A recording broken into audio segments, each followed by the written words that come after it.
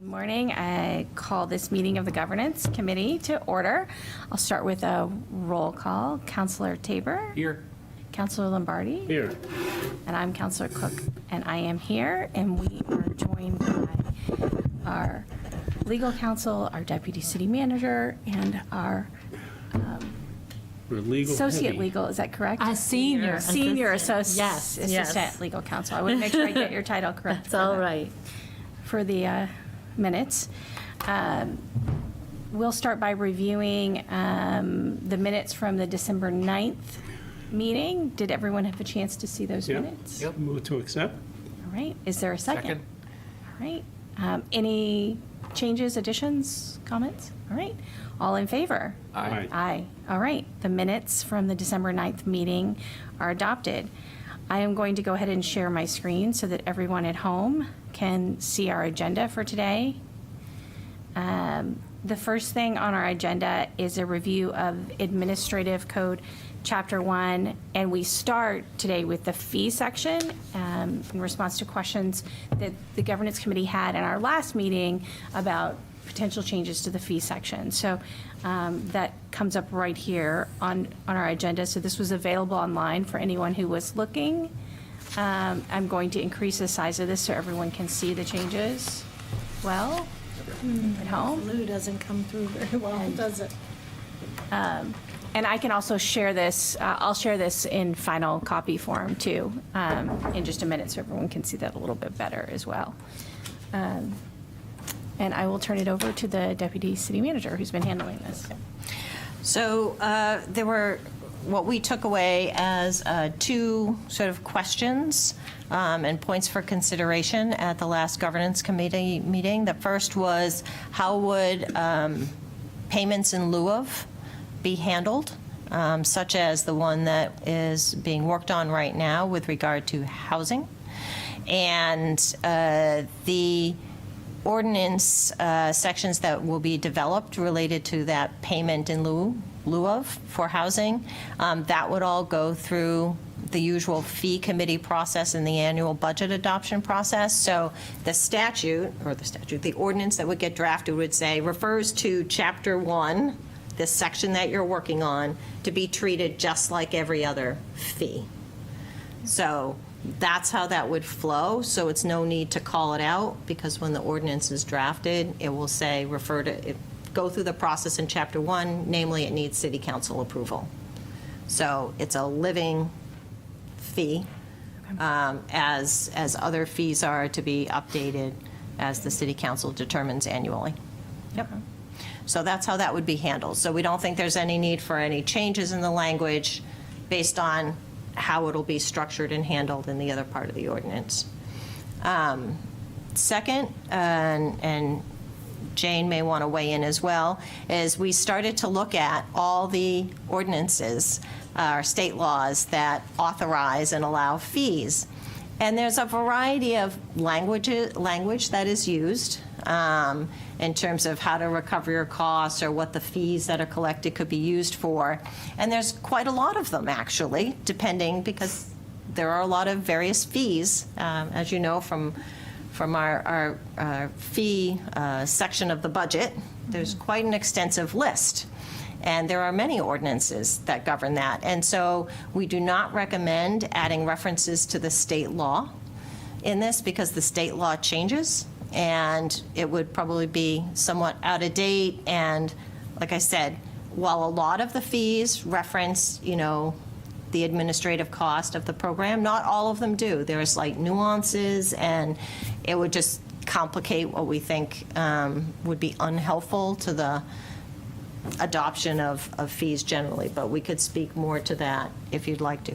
Parking's a great example. Yeah, makes sense. I think we have payments in lieu on the Housing Committee agenda Thursday. So I think that gives us a chance to dive into, developer wants to get the height and density bonus, but doesn't want to build affordable units. What do they pay? How do we derive what they pay? Yep. What's the value of an affordable housing unit? A lot. And we've got the Believe me. RKG study to back that up. So.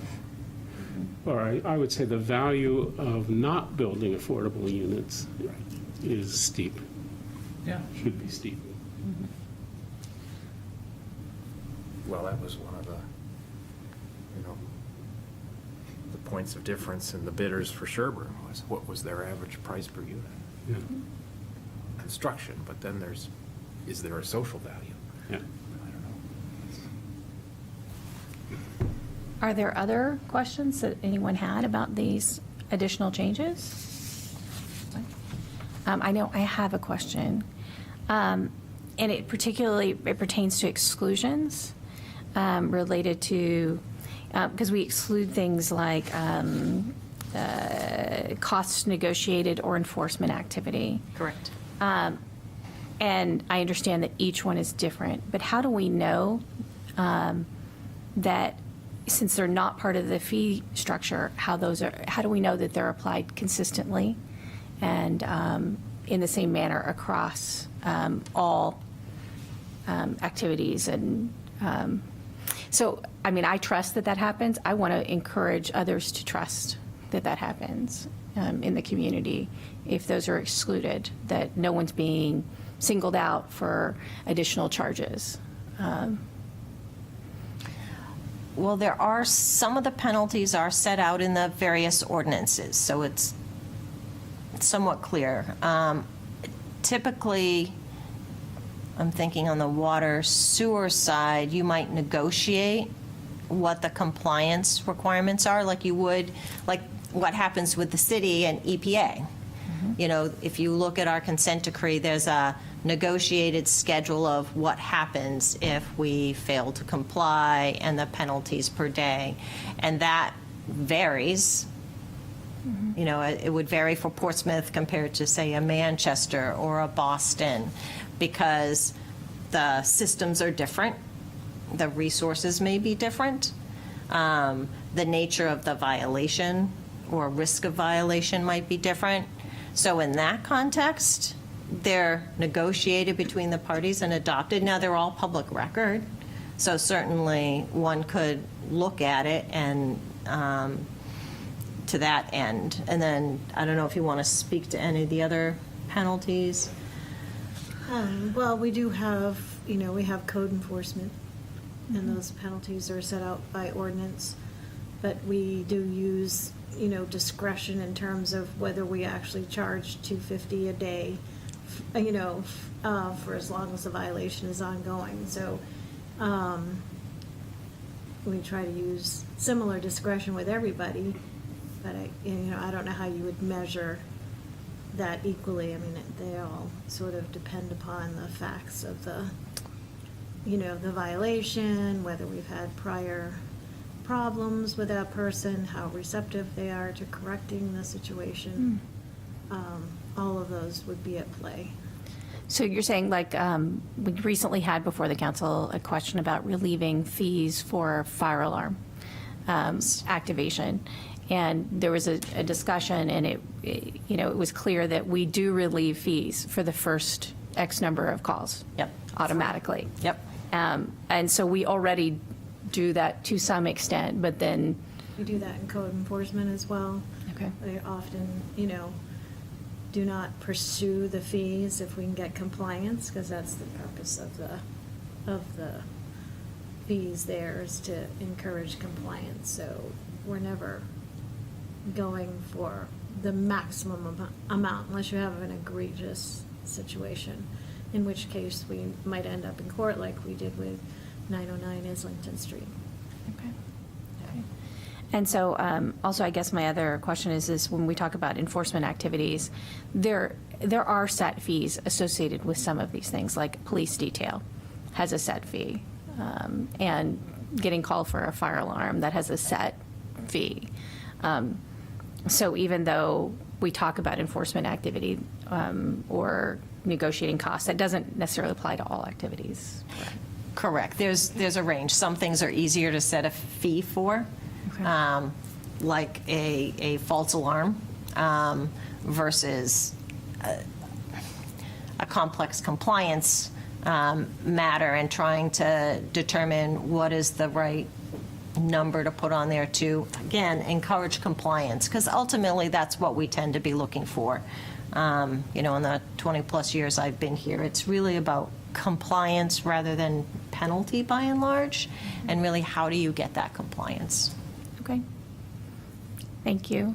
Thanks for engaging in that discussion with me. I wanted to make sure that the public understands we're not just trying to exclude from the fee structure several things that are maybe that we actually do handle a lot of these things in a Yes. set manner. So, Yeah. are there any other questions on this? No?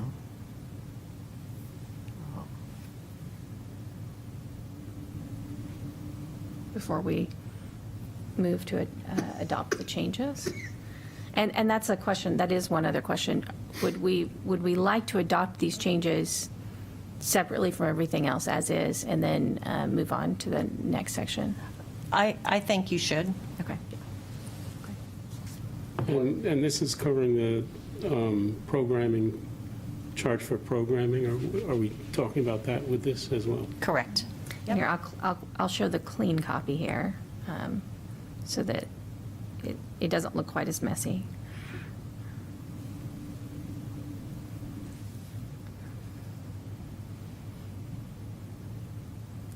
So if there are no other questions or concerns, I would like a motion to move this forward to the council as amended. So moved. Second? Any other further comments? Okay. Well, as I took it, one of the important things was to write in the cases where it wouldn't be an annual adoption. We've got that now, so, Great, yeah. great. All right, all in favor? Aye. Aye. All right. The adoption of fee section then can move forward to the council for consideration. I will put it on the next council agenda with a request for scheduling for the first meeting in February. We can get this into proper ordinance form. Okay, great. And I'd ask, I know I am away for the next council meeting, so ask someone to fill in for me Yeah. in introducing this, please. Happy to. Thank you. So the next item on our agenda, I didn't make it all the way back to the agenda, is the initial review of the update to the administrative ordinance sections. And I'm going to share that here. That was not shared online because it is an initial review. We have no intention of adopting any of these changes today. We're just going through them. So I'm sharing those online for everyone at home. And this is a lot of cleanup work. Yeah. In the first section of the administrative code.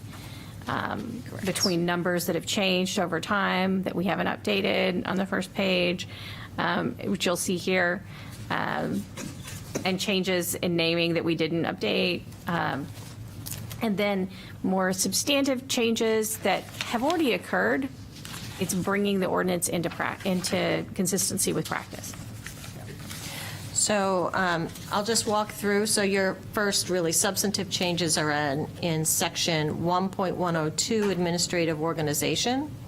And as you flagged, what we're trying to do here is just bring into alignment this section of the ordinance with, frankly, the annual budget that you see every year that the city council adopts. So it's really just, again, trying to get all the language to mesh. So there are really no surprises here. So what you'll see in this first section, we've updated the name of economic and community development. Again, this is something you've seen in your budget book for several years. You've got planning and sustainability. You have welfare, also deals with outside social services. So really, it's that alignment with the budget that you've been adopting annually is what you'll see here. If you scroll down to the organizational chart under section .103, again, we're just dovetailing that language with your adopted budget. in section 1.105, general powers and duties of department administrators. Mostly, we just tightened up the language here and referenced that we often use the word department head instead of department administrator. So in a couple places, we just flagged that they're synonymous. Yeah, so there really isn't much of substance. It's literally just tightening up the language, the existing language, which is why you don't see really many changes whatsoever. If you go down to specific duties and responsibilities of departments, we did add a sentence under the city managers to reflect that the city manager is responsible for ensuring effective communication between city government and the public, and oversees the dissemination of information to ensure transparency and foster community engagement. So that's recognizing that now we have a communications director in the city manager's department. Again, the changes, economic and community development, are now one. So there's just updated language related to that. Emergency management got moved elsewhere because it's not a separate department, and we'll get to that in a moment. So it didn't disappear, it just got relocated. We updated the finance language a little bit, so it looks like there's more crossed out than there actually is. Finance department responsible for all accounting, tax, revenue collection, assessment, procurement, payroll, debt service, cash billing, audit, cash management. And then you'll see that we added new language, which is in blue there. To the extent the tax collector duties described by state statute remain under the oversight and control of the head of the finance department, no special audit shall be required as described in New Hampshire RSA 4136 upon change in the tax collector. So you may recall that I flagged this issue several months ago, that we had to pay several thousand dollars, $5,000 or $7,000 for a special audit of the tax collector, which everyone kind of understood was because we were stuck complying with this statute, but the statute does give you an out if you are a city and you specifically say no. And since we do reconcile on a regular basis, we have internal controls, everyone was in agreement that this is not a good use of municipal resources to hire an outside audit firm when we have a whole structure that routinely and regularly looks at the accounts of the tax collector, revenue administrator. It's part of the regular audit. Exactly, exactly. So that is one of those changes. Updated human resources to indicate that that also encompasses negotiations. As you know, Kelly Harper works with our outside counsel on that. Let's see.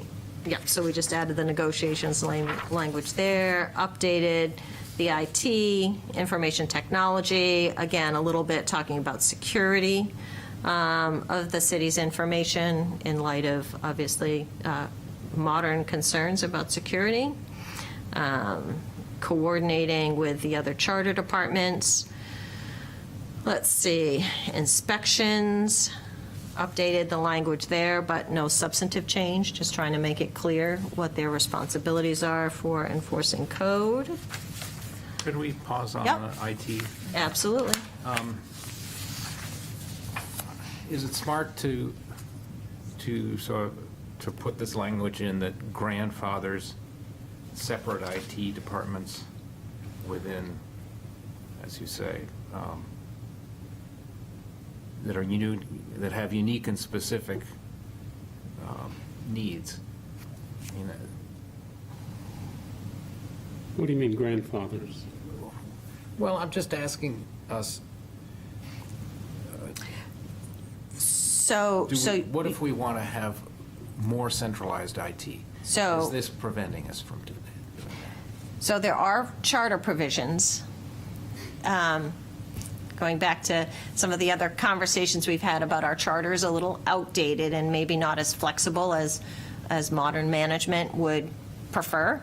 And so we kind of have to work around that. But you'll see that there's language in what we're looking at here that says the charter department shall retain those information technology functions which are unique and specific to their particular department with guidance and coordination from the IT department. So that was our trying to balance some specific language in the charter, and I did bring the charter down, so if you give me a minute, I might be able to grab it for you. And with the fact that we are trying to be more holistic and really leverage all of our resources across the departments. So that is a bit of our going to your grandfathering. We're trying to find that balance point of recognizing what exists and some of the limitations in the charter with our desire to get the benefits of efficiency and frankly, just better understanding and coordination and security, Security, better across security. our platforms. So, open to other language changes, which I would bring up to IT, and I'd want to check with the charter, but I do recall going a bit back and forth when I worked on this draft language, because there is some language in the charter that talks about the fact that the police department, for example, it's just mostly standalone, but there are some interconnections, of course, with the city and how that gets balanced and handled. Let me see if I can find that section for you. While you're looking at that, though, I'll also bring up the school department Yeah. and the recent breach of the very popular school service, I forget what it's called now, that was breached. It didn't seem to affect Portsmouth. So it affected Thanks. Rye, Greenland, Yep. Newington, but Candace. it just seems that, I don't know, and do we know, or does the IT know what they're using for their storage and So there's a lot more coordination and information moving back and forth between our new IT department and the charter department's information technology staff. And so I think, though, if we want to go into any specifics, I would leave that for us. I would be happy to bring in Ryan, who could talk further about where they're evolving, and then obviously with some sensitivity, depending on if we're going to talk security, then we'd want to have a non-public piece of that if we were getting into any details. But, yeah, so happy to bring in, Ryan, if there's questions about that, that you want to pursue at the next meeting about how that integrates and where we're going. The section of the charter, thank you, Susan, is the administrative code shall provide that a single municipal department shall direct acquisition, maintenance, and coordination of information management technology for all elements of city government, including the charter departments. So that is the broad one, but when you look at the charter departments section, they have a lot of authority in the sections of the charter that talk about their own their own sort of how they get to school department's the obvious one, in that once you decide on the budget, that number goes over, and then they are responsible for expending it. So that's why there's a bit of sometimes inconsistencies and, opportunities for updating, but happy to bring in folks for another discussion, a further discussion on this, if this is an area we want to dive into a little more. Yeah. Because it is a good area. It's all evolving. Yeah, it is evolving. That's the right word. Yeah. And it goes back to revisions of the charter, too, I presume. That's our challenge. Yeah. Like I said, we've had quite some conversations this morning about the challenges of some of just the language that could use an update. Yeah. An update. I would like to look more closely at the other charter provisions as well, Yep. because the overarching one seems pretty clear. And so I think it would be helpful to look at those other provisions as well. And I think I agree with Counselor Tabor, maybe we should be a little bit more cautious about talking about retaining functions within particular charter departments, because we don't know how this will evolve over time and if they will want more assistance, and then we'd have to change this Yep. again. You could have our council or a future council Yep. say, well, we don't see the need for an entire separate system staff for the schools. Happy to, And, you know, the schools could say, well, the charter says that we get that right, and then you'd have to adjudicate it or change the charter, but, yep. you know, what if that's the policy direction of the council or future council is we want a centralized IT department? Yep. What are the obstacles to that? That's great. So what I'll do is we will maybe pull some of the sections of the charter that are most relevant. We'll grab this language, and then we'll see who we might want to invite to the next governance committee meeting and kind of further flesh this out a little. Okay, Okay, that would be great. good. Thank you. Yep, absolutely. All right. And let's see, inspections, library, no big changes with library. I think both library and rec flagged that while they have facilities and are responsible for managing facilities and doing programming, that they rely heavily on the Public Works Department, which does the laboring ore when it comes to, you know, making sure the HVAC systems work and there's no water coming through a facility that shouldn't be there. And that the IT department provides an important role in the information that goes back and forth and the security of that information. So, so both library and rec, which have standalone facilities, thought it would be good to flag that they have help. So that's the little language change in there.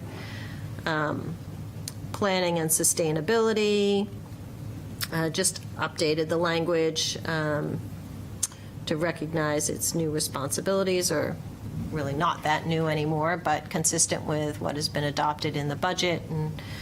And Public Works, slightly updated, but again, not big changes, just really wordsmithing.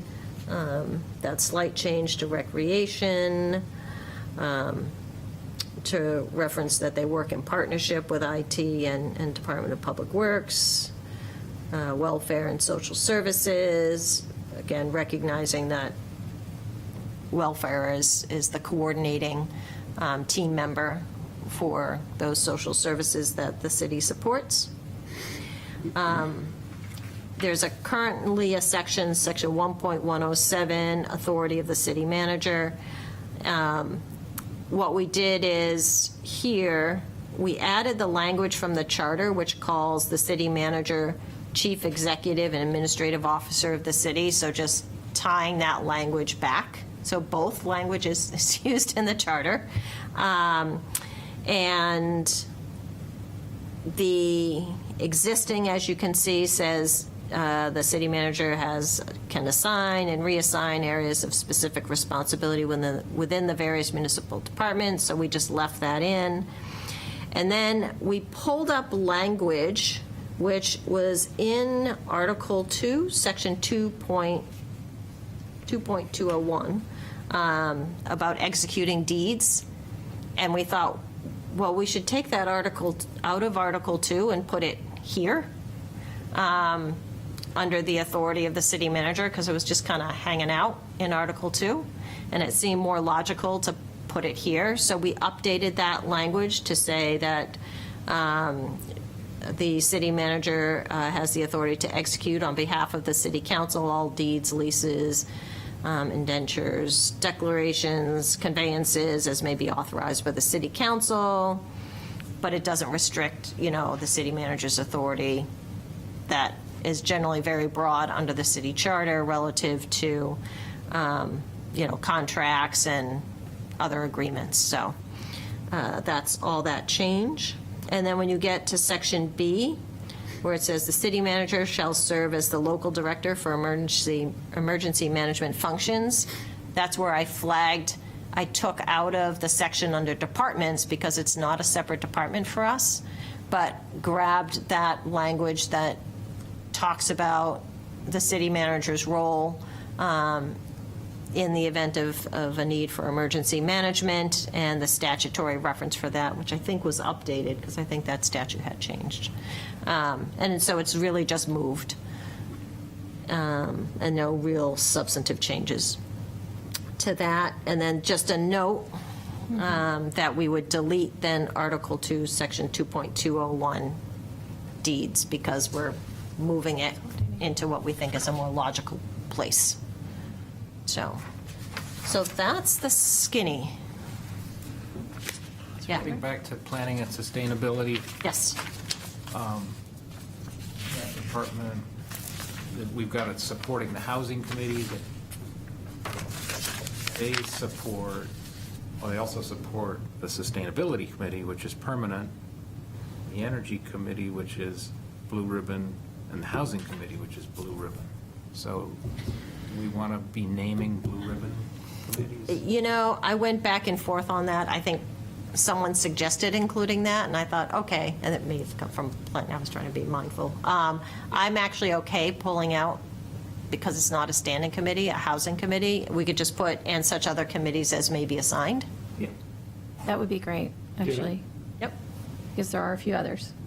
Yep. Right. Yeah. And there may well be others in the future. Yeah. And we might end up with a permanent energy advisory committee at some Yeah. point, so.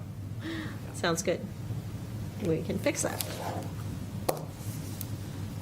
So, and like I said, this is just the very initial first, so I've got IT on here, I've got this piece with planning and sustainability, and I would say if other thoughts occur to you, now that we've kind of walked through this once, before we tee this up for something that we would put in the agenda packet for the next meeting, feel free to let any of us know, and we'll get a nice draft here. I just have one, are we confident that we have captured all of the city manager's authorities that are elsewhere that we can move into this section? I did a search for city manager of our current ordinances with that intention, and I think, based on my look of the 100 or so references, the other references are more specific to the actual program that, so I did look with that intention, and also knowing that some of the other places where the city manager authority comes up is regard to licenses, which we were going to have as part of the further discussion today. So given that this has got a little time to grow, if it turns out that there seems to be some additional elements that kind of arise out of this, but I did do that. I put in city manager precisely to see if there were other pieces.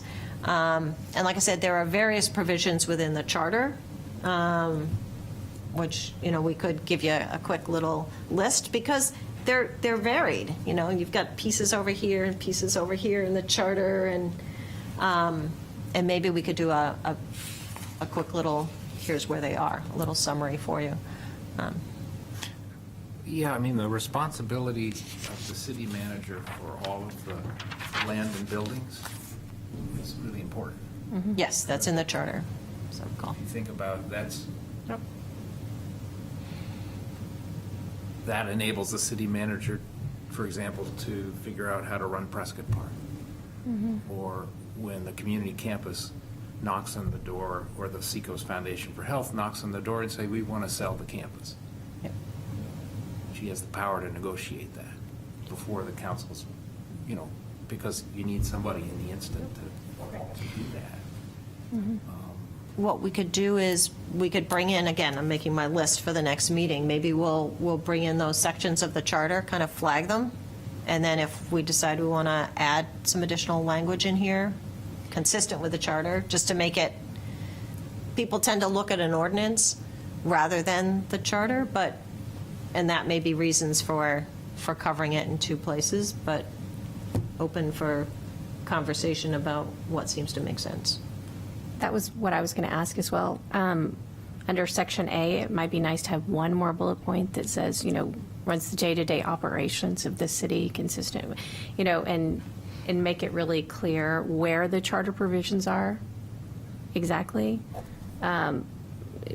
Because you don't want anyone to assume that this is all the city manager does. Yeah. Yeah. Yep. It's definitely not all the city manager does, so. Well, yeah, I mean, it's a big definition, to be the chief operating officer and administrative officer, so chief executive, CEO. But there's a lot, there's an umbrella there, and the problem with starting to list is that you might make it more limited than you mean to. So you need to be careful with that. The charter is very broad, as we were examining it this morning, going back and forth. Okay. And then there are small footnotes, as Suzanne alluded to, within the ordinance that reference the city manager. I know there's one about her ability to direct, parking meters or, those kinds of things in Chapter 7. Some of that was because as the statutes got refined and expanded and, what her authority is. So if you were to do a search, yeah, there are some other smaller references, but I think, as Susan just said, there's that broad, ability as the chief executive officer. So, yeah, it's that balancing act. Right, so you might want something that says that all responsibilities enabled by the charter and in these ordinances, this ordinance and any other city ordinance, like something that's just really. Right, inclusive. Like, inclusive and very broad, so that we make sure we capture Yep. that, and so that it's clear to people reading this, that this is not just Yep. executing deeds. Yeah. This is- We'll wordsmith that a little bit and then maybe highlight some of the sections of the charter and see if we do that. You almost need powers not reserved for charter departments fall to the city manager. Because there's always been debate about whether to change the charter and not have a police and fire commission, which were creations of the early 1900s. Yeah. John Bohanko really wanted that. So, Yep. Yep. where would the authority over the police and fire fall if you changed the charter? Yep. Good. We'll put together something to look at and flag those other pieces and bring it back. I just have a Yeah. question. I also received a file called request. I'm not sure. It looks like it's the administrative code, and I didn't go through to see if it was the new one without It's this new one, I think, if it's this morning. Yeah. without the It's this version. Yes. changes reflected in it. I mean, it was just a straight file, so I didn't go through it carefully because I had another one. I think it's this one I have up, Yeah. yeah. I have clean, I usually do a clean copy because sometimes it's easier to Right, this see a is a clean. clean And then copy, yeah. right. It's the same thing, just clean. But, okay. Yes, and thank you so much for sending these by PDF, because I can see them. Otherwise, I only get Yes. clean copies. So my computer doesn't like it, so We might try changing the color of the ink, so this will be a Yeah. little easier. a little bit easier to read at home. Yeah. Yeah. Yeah. Off the screen. Yeah. No, I'll try and change it in the PDF so that it defaults to a darker color. Yeah, that'd be Okay. great. Yeah. Thank you. Yep. Are there other questions? So we will revisit this at our next Yep. meeting. With a couple of items we've talked about. Sounds Sounds good. great. The next item on our agenda is complicated, to say the least. Encumbrance ordinances and policies. And I'm going to pull up that information here for everyone to see. This was included in the packet for those at home. And this is basically a listing of all the provisions we have related to encumbrance. So I'm going to turn this over to Ms. Farini. Yes, it is complicated. It's like an octopus with various arms. And as all our ordinances have, they've evolved over time, right? So sometimes something was added in one chapter, and sometimes it was added in another chapter. So we find ourselves with 4 council policies that basically deal with encumbrances of some sort. And we have 4 different ordinance chapters that may reference or footnote various other licenses and encumbrances. And then we have a variety of permits through various departments that are administered for these types of encumbrances, either through the policies or the ordinances. And then we have fees associated with these types of encumbrances. So how do you eat an elephant? One bite at a time. One of the things that I think is most pressing, and which arose at the last city council meeting, was the question of the encumbrances of tables and chairs, and whether the council would consider waiving that policy. And I believe Mark McNabb submitted that letter, and then it was discussed, I think, by you, Councilor Cook, that this committee is going to be looking at that holistically.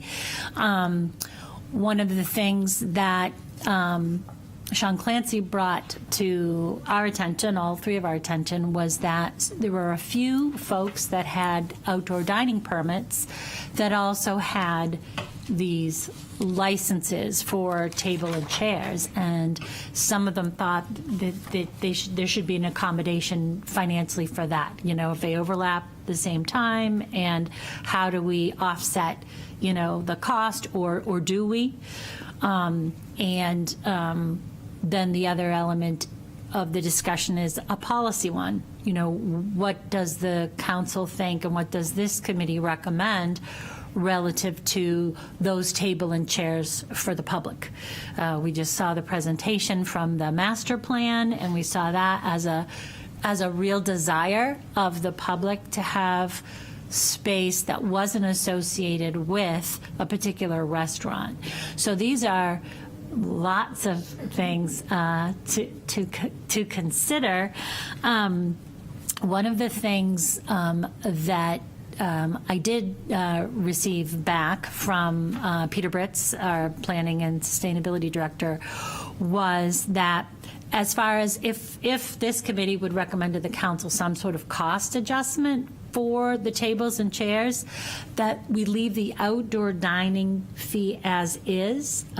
It took a long time to kind of get that up and running, so that if there was any accommodation, it might be easier to put it in the section of the sidewalk encumbrance. That was just a thought he had. He asked me to relay that to the committee for your consideration.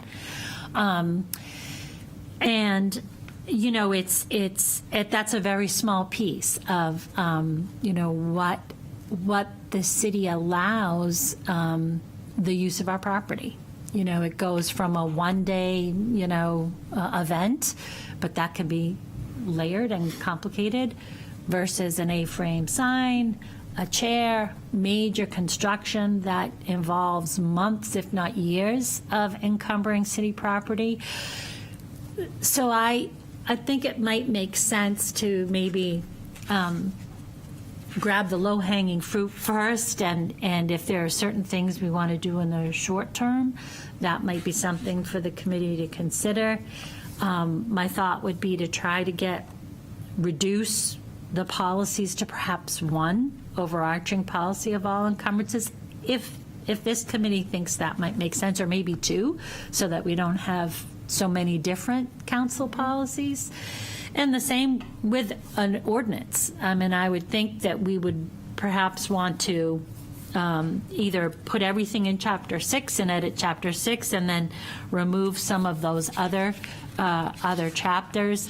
But again, it's a matter of how you want to consider it, right? How do you want to characterize it, define it, describe it, and how that evolves during this committee's discussion.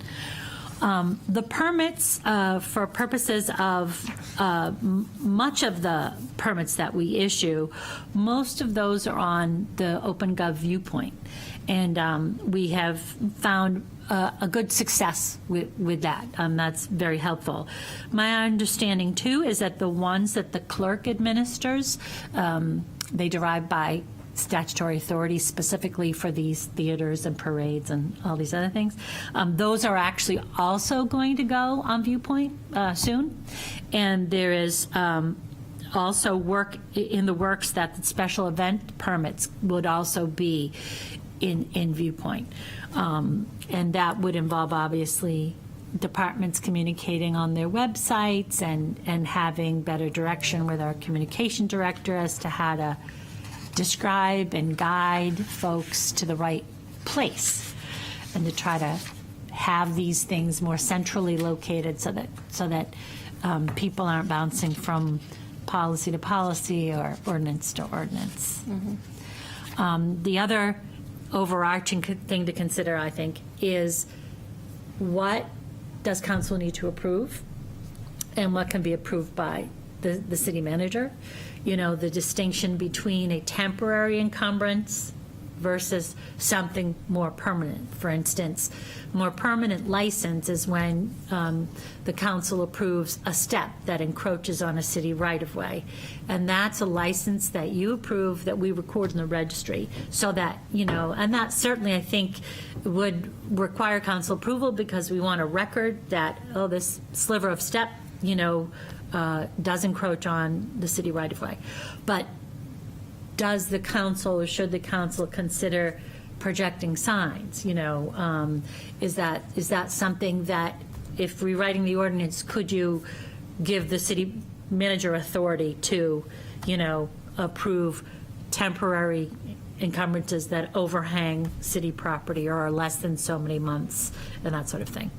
And much of this language in both the policies and, you know, the ordinances is outdated. So it is, your mission, if you choose to accept it, is to chip away or as we do in the legal department, say, this is the immediate need. This is the time that we have. We're going to prioritize these 5 things and put some of these other things, you know, on the back burner while we address other things. So, you know, broad discussion for you folks to think about, to give us direction so we know what you'd like us to prepare for your review. Thoughts? Go ahead. I was going to say that, I mean, the thing with Mark McNabb is in front of us.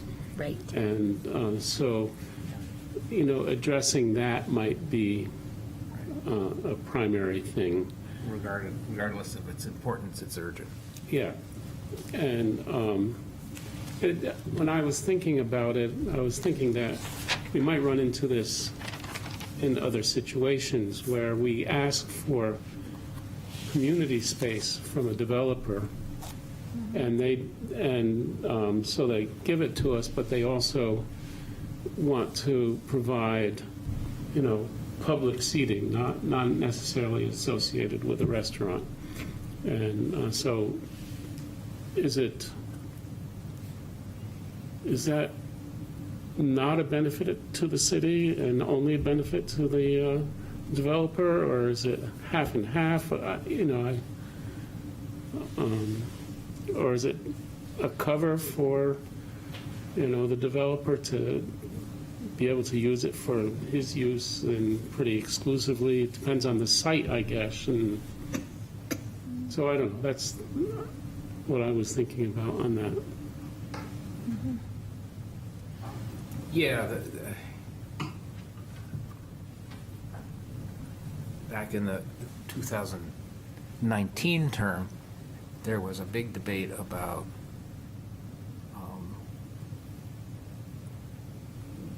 where the corner of Daniels and Market Square. Because some of that is public seating and some of that is Right. private seating. And there's a strong feeling that the public seating should be open to everyone. That seems to be the test, you know. And you're right, Vince. I mean, if we're asking for, like in parcels over an acre, we're asking for 50% open space. And if the developer creates that, and then gets an extra fee for putting tables there, that seems like we're asking a lot to me. But we're going to have creation of more public space as part of sort of the planned development of big parcels. Does it meet the test of, is it open to everybody? If it's open to everybody, you know, is it fair to then charge encumbrance fees? My vote would be no. But, so that's, you know, that one's in front of us. In terms of the administrative, I went through those saying, which ones don't have to come to the council? And government efficiency is all the rage, I guess. But it seemed like the signs, you know, approving the signs could be administrative. We say what height off the ground they want to be, what size they can be, and we're very clear about how you play in the sandbox. So, you know, does that need to go to the council? And then we also included with that, I would say, the definition of what is art and what is a sign. That came up on Market Square as well with the Tuscan on the corner thing. They wanted some artwork on they came before the HDC, and was it a sign, was it not a sign, you know. And I think Park is working closer with planning to, and I think that is one of the examples as to why that conversation needs to take place in advance, you know, so some of that is clarified before, you know, before it's up on the Right. wall, so to speak. I think that some of those definitions that they changed in the park ordinance hopefully have helped to clarify that in some of those early conversations. Hopefully, we'll continue to do that. I think they're working well in conjunction with the Ellen's working HDC. on that right now. Yes, exactly. I mean, this is the challenge, is that there's always a little bit of conflict here, and my real question is really, how do we handle table encumbrance that's not outdoor dining? And maybe that means we need to expand this section, the policy on flags and A-frame signs, because it It's seems to me missing, yeah. a similar, Yeah. if the consensus is that we wouldn't charge for tables that are not tables and chairs not associated directly with outdoor dining, then, you know, what do we charge for A-frame signs? And so we probably want to be consistent, because we don't want a store owner to say, someone put out tables and chairs next to me that are public, but I can't put an A-frame sign out. So we need to have that, I think, bigger discussion, so that we make sure that we're consistent. I know A-frame signs are not there to benefit the entirety of the public, so there's a challenge. Right, they're But- advertising, Right, but flags, that's a whole different. and they're advertising It's- too. They can be, or they could be a U.S. flag, or it could be. So this is, I think there's just a bigger picture here of what's public good, what's not public good, what do we charge for, what do we not charge for, specifically distinguishing one set of tables and chairs from the outdoor dining ordinance. And then I have this other question on the outdoor dining ordinance in particular. I know there were some challenges with enforcement, interpretation as part of enforcement. So things like the ordinance requires in the style guidelines that you have flower boxes, but then people would get flower boxes and not plant anything in them. So they're not really flower boxes. They're just wooden boxes. So then there's a question around, like, do we need to change anything to improve the ability of the city to enforce the ordinance as intended? Or is that something that we can just be more clear within the style guidelines? So I guess that's my other question is there anything we need to deal with there to help the city this coming year? Because that, to me, seems like something that would have to be addressed quickly. Did that come up in the year-end report? It was so long ago that I did not recall it No. be coming up. I know, but it was part of some of the summer feedback you got. feedback Got it. that people were giving. Okay, Why do some have no flowers? good to know. I didn't remember. This is new. Okay. Yeah, if they're trying to Yep. be consistent, then, Yep. some of We them. can look at that. Yeah. I thought that we merged the outdoor cafe seating with the outdoor dining, and it was all based on square footage. Yeah, we did. I think we So, do. yeah, we dissolved that old cafe. For the old there were like 7 cafes that used to traditionally have separate agreements, you're right. Now that's all part of the outdoor dining. Right, because they have Right. really different fee structures. And now it's one fee structure, square feet. Yes. And the table and chairs is in the fee, in the budget that you approve every year. Was it 75 a table and 50 a chair, something like that? Something like that. Yep. And it's not referenced in the policy for the A-frame signs, but that's what the fee was derived from. And, so the other question becomes, is the waiver just in community space?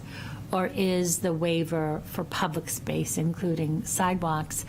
And notwithstanding the waiver, is there some standard as far as how many you can put? Obviously, we need to pass through our sidewalks and have it passable, but are you going to cram in, is there going to be some sort of oversight as far as how many tables and chairs in a community space or whatever, even if it's open to the public? And that was something also that Peter Britz raised, like, is there going to be any, is it simply unregulated or is it not a fee?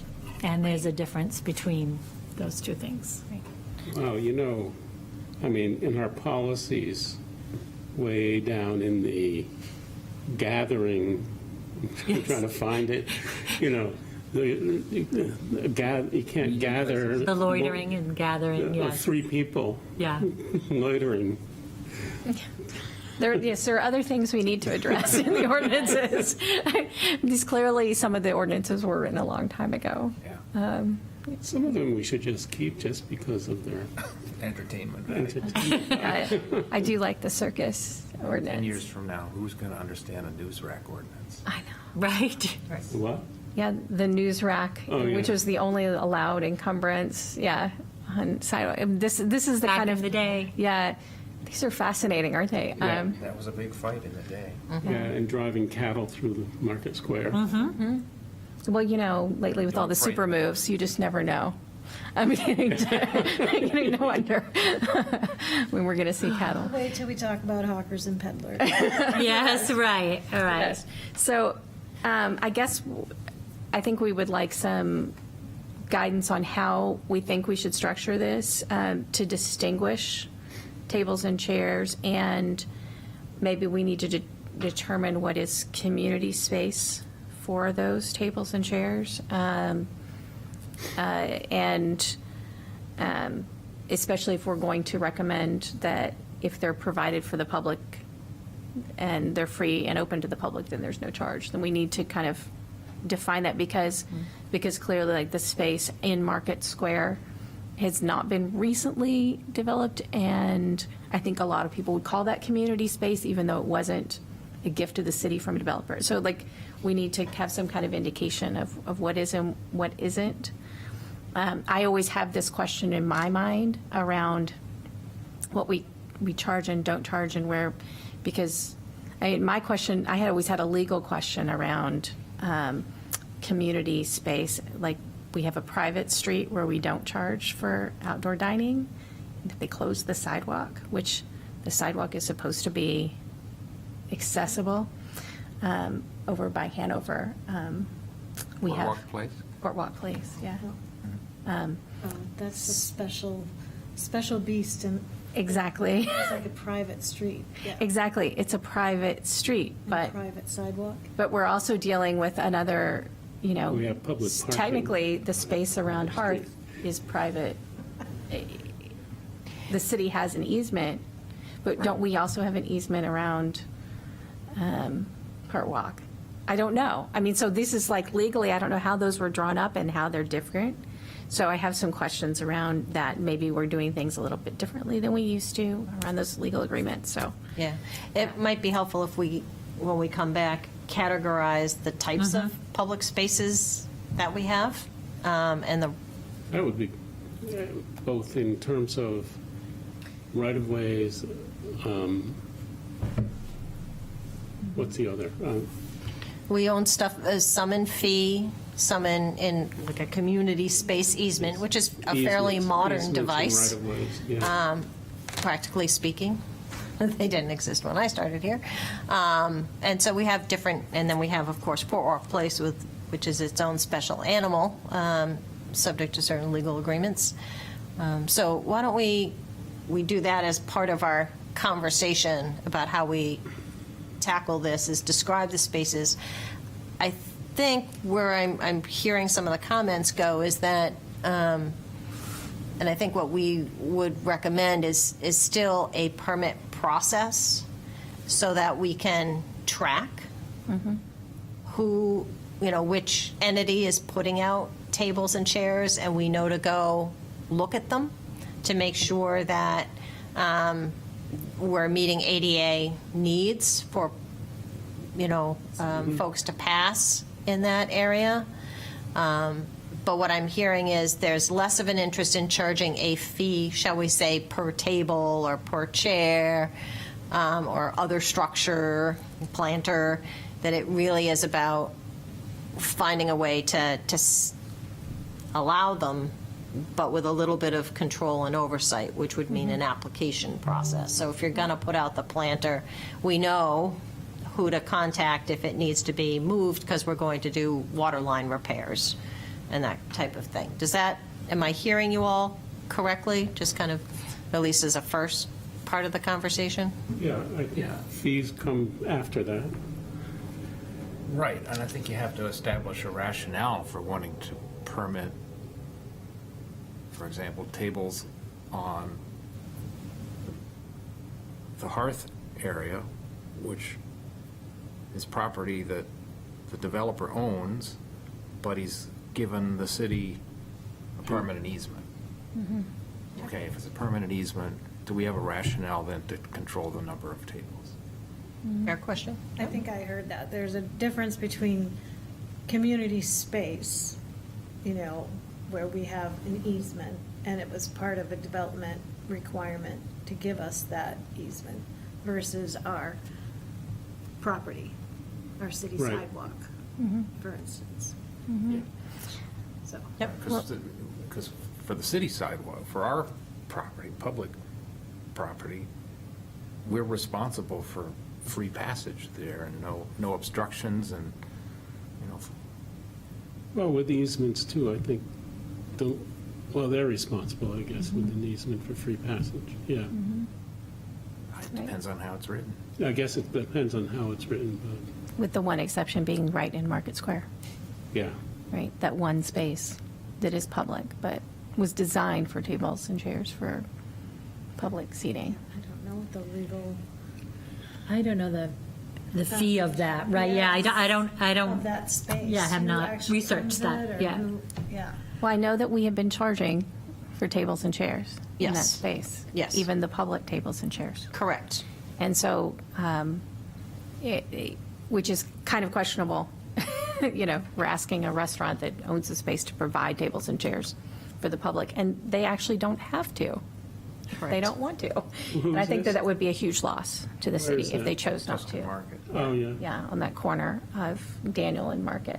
So are we discouraging the provision of tables and chairs in a space where we really want them and the community has expressed an interest in? So we need to be careful. I think that's the only space I know of now, but I know there'll be more development coming. We all know that there are a lot of projects that have been permitted with community space, and you also don't want to discourage them from providing space for people to sit on the sidewalks, benches, or especially in spaces where, you know, where it feels like we've got a lot of big buildings. You want people to feel like they're welcome, especially in some of the spaces. We've got wider sidewalks coming, I've noticed, in some of those projects. And I would also add that you don't want to discourage people from not doing community space Right. for, you know, affordable housing.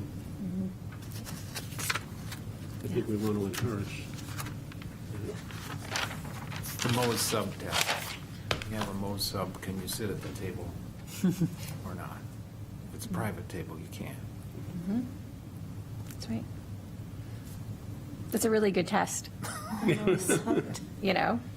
It is. I mean, that's where everyone Or in front of sits in the Bagel square to Works, eat or their. in front of, yeah, or in front of the coffee place on, People grab Sears Street food and sit in the tables and chairs Yep. Yeah, in front of across the- Hearth. And the same thing with a Mo's Hub, or they sit in the square in the tables that are provided there. So Yep. that is, we need to make sure we're providing that seating. So whatever we can do. Not everybody's going to be happy with what we come up with. No. Yeah, but you want to encourage those third places. No. Keep maybe taking a bite out of the elephant's toe. I think that's like where we should start, so we can answer this question, and then, For the season in particular. right, and Yeah. definitely Yeah. answer if there are any changes we need to make Yep. that have been requested for the outdoor dining, because I know there were some inconsistencies. We want to make sure that we're addressing those now, Yep. first. Because I think I heard the applications open early March, so that's sort of the impetus to do that first and really focus, drill down on it, and get something done. Sounds like we have an order of things. Yep. So we probably will have those 2 meetings in February, just to make sure we can get through, if we can get through this stuff in February. So at least changes are in front of the council by the permitting time frame, by March. That seems like does that seem like a reasonable request? Okay, so we'll start there. And clearly, we have a lot more to cover. And I like the provisions on, like, the little discussion we had about projecting signs and thinking more about that and whether or not those come to the council. Like, we keep eliminating things that just don't seem to need to come to the council, unless, of Oh, we course, the said applicant refer- wants it refer to to the come Right. to the manager, yeah. council, you know. You can request a council review, I guess, if you want one. We always make sure that we don't disenfranchise somebody who wants that. But yes, some of these other issues we'll have to get to around hawkers and peddlers and theatricals. I mean, theatricals, I had real questions around, because we removed at some point the provision around plays, but we didn't remove the word theatricals or open-air meetings. Some of these Yeah. things Well, are so just, some of the planning for the space adjoining the parking lot, the Worth parking lot, was to have actually a stage. Right. So, Well, it was a portable stage. It would be moved around. Was the concept. I think it was like an extension of Vaughan Mall. But I'd have to look at that again. well, and that's something, you know, we need to think about too, if we're talking about having some public space that is designated where tables and chairs would be free for requests for public space. Do we have any other spaces where we would feel that that's appropriate? I don't know right now what the situation is with the former Litherman's location. Does anyone know if anyone bought that space and Which is space? developing it? It's at the corner of Congress and Vaughn Mall. So right there in the corner, it In that was the little district. district? And Yeah. now The and it was district. Litherman's. And they were both in a very short period of time and Yes. Yeah. closed quickly, yeah. But, Empty. and it's empty, I think. I don't know if anyone owns it, is planning to develop it, but But right they now actually have that part of one mall. they do, well, they rent that space from the city, that is city space, and then they also have a front space for outdoor dining. So then you have a question of, well, is that a logical place to have more city-designated I outdoor thought it was community part of their space? property. There's a piece The of front it. part is, but the side is The not, side is if I not. remember correctly, Okay. yeah. The side sounds is about right. part of Von Mall. So then, so then I have questions around that too. Is that a logical space to have more, kind of like we have in Market Square too? So, that'll all be part of the planning for redesigning Von Mall, but I guess we should be open to the consideration. There might be additional public space. That's it. Anything else for today? Well, I just want to make a comment that I'm trying to understand the sidewalk obstruction license application for A-Frame Sings. It's only for musical singing signs. Oh, that's great. Right, and on page 41, we've still got Indigenous Peoples' Day. Get rid of that. So there are things we have to update, clearly. I mean, there's a lot of stuff in the permits that we need to deal with, but Yeah, a lot of those are, I don't think, Sounds administrative to me. yeah, So let's handle the things we have to handle first. yeah. And then if anything, I think we should handle A-frames because that is going to come up as a question with part of this, I'm sure. But then we'll move on to the next section. You're looking for the A-Frame Sings? Really. E, under permits, E. Okay. Anything else for today that we want to talk about today, or? Okay. And Oh. so our next meeting is currently, There I it did is. not schedule a full year of meetings you. because we know that the assistant mayor is away for this meeting. And so I wanted to make sure that we could schedule and everyone would be here rather than imposing a time on everyone. But our next meeting, we did plan for before we went on holiday break, and that is February 10th at 11 a.m. And then I have our next meeting is February 24th at 11 a.m. I would ask that you tentatively hold March the 10th for governance as well, March the 10th and March the 24th. Okay. And we will then confirm the schedule when the assistant mayor can be here. Is that good? The 10th and. The 24th of March.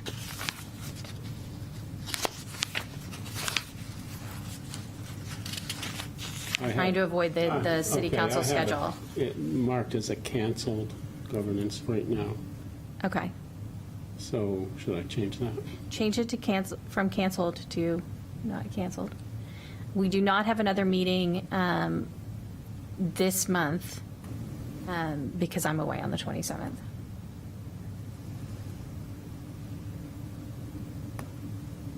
The 24th. I'm sorry, no, you're So right, we're- 27th, yeah. Yeah, February the 10th and 24th, and March the 10th and 24th. Okay, all right. Right. And there's no one here for public comment or online, so Can I get a motion to adjourn? So move. Second. All in favor? Aye. Aye. All right, we're adjourned.